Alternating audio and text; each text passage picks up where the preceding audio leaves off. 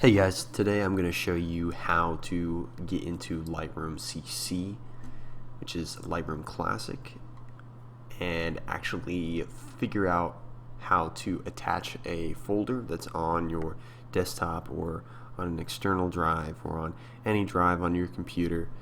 Basically how to get to the photos that you want to edit. So these could be photos from your camera card, etc. Right?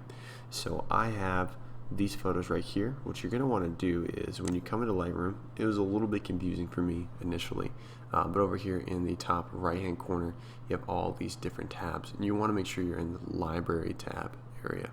When you're over there, along the left hand side you will have a section called folders, and all you're going to want to do is click on folders and hit add new folder.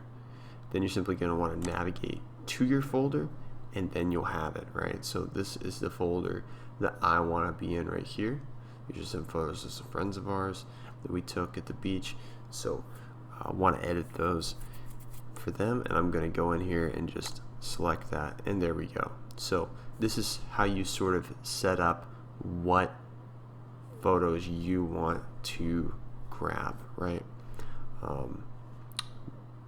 Then if you want to, when you go on to develop them in the top right hand corner, which we'll cover more in depth in later videos, you're going to go to the top right hand corner to develop, click on develop, and that will take you to where you are actually working with those photos here.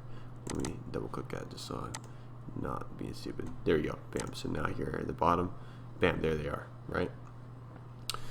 And that is how you actually find where your photos are at in CC and pull them into an area where you can begin to work on them.